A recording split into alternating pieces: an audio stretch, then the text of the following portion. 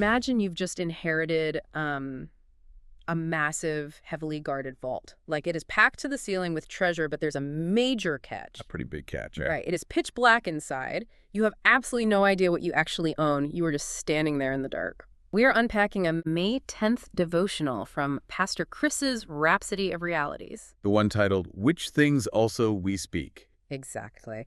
And our mission here for you, the listener, is to really explore this text's specific philosophy on how spoken words and faith, intersect to shape your personal reality. Because the text starts right off with a passage from 1 Corinthians, specifically chapter 2, verses 11 through 13. Okay, and what does that set up? Well, it establishes a very defined role for the Holy Spirit. In this theological framework, the Spirit's job is essentially to flip the light switch in that dark vault. I mean, that makes sense. It's making believers fully conscious of what God has already freely given them, right? Right. So rather than, say, a spiritual inventory manager just handing you a list of assets, it's more like this sudden illumination. You are suddenly able to see the wealth and health that is already sitting in your account. Exactly. But seeing the inheritance is really only step one. Like, knowing what's in your inventory isn't enough for the author. Okay, so what is step 2 then? The text argues that just knowing what is inside doesn't automatically put it into your hands. You actually have to vocalize it. There is a very strict rule for how the spiritual physics operates. Wait, okay, let's unpack this for a second. Sure. If the vault is already in my name and the lights are on, why does the text insist on such a strict binary? What do you mean by binary? Well, it claims there is absolutely no middle ground with prosperity and health. It actually says if you aren't proactively proclaiming prosperity, you are, by default, endorsing lack and sickness. Yeah, it really doesn't leave any room for neutrality. Right. I mean, that feels like a massive leap. How does the author justify that mere silence equates to spiritual self-sabotage? So the justification comes from how the text interprets spiritual authority. It leans heavily on 3 John 1.2 to argue that God desires complete prosperity for the believer. Complete as in material wealth and soul prosperity. Both, yeah. And in this worldview, the physical realm isn't just some neutral space you exist in. It is actively pushing lack, sickness, and negativity onto you all the time. Oh, wow. So if you aren't fighting back, you're losing. Exactly. Neutrality simply doesn't exist here.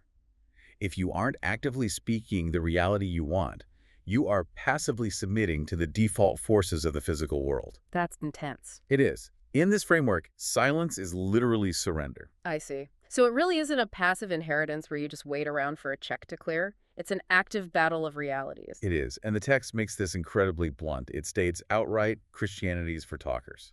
Here's where it gets really interesting to me. Oh, yeah. Yeah, it's like claiming a legal inheritance. Just knowing you have a fortune isn't enough to actually buy anything. You have to verbally stake your claim to actually access the funds. That's a great way to put it. And what's fascinating here is what the devotional calls the victory principle.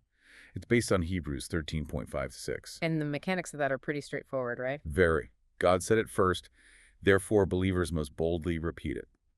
You profess your heritage, you declare dominion, and the text claims this vocalization literally manifests these kingdom realities into your physical life. To bring it back to that vault analogy, your spoken words aren't just you describing the treasure to yourself. Right, they're not just descriptive. The words are the actual combination code turning the tumblers on the vault door. Like, the physical sound of your voice is the required mechanism that unlocks the inheritance. Yeah, it is a perfect way to visualize the premise. In this theology, language is a creative, mechanical force. It's required to shape material and spiritual reality. So bold speech is the necessary bridge between what is spiritually true and what is physically experienced. Exactly. And it gives you, as the listener, a really clear window into how certain theological frameworks view language. It's an active, required tool. When you view it through that lens, words carry an immense amount of weight. We're looking at a framework where every sentence you utter is either actively building your desired reality or passively tearing it down. It completely shifts how you might think about the casual language you use on a daily basis, doesn't it? Absolutely. And it actually leaves us with a really provocative question for you to ponder on your own. Oh, what's that? Well, think about this concept of speaking realities into manifestation, like declaring victory and health out loud to make it physically real. It sounds kind of familiar. It does. How does this religious framework mirror, or maybe completely diverge from, the modern secular psychological practice of positive daily affirmations? That is a great question. Are they tapping into the exact same human mechanism? Or are they unlocking completely different vaults? It's definitely something to mull over. We trust you were blessed by this episode.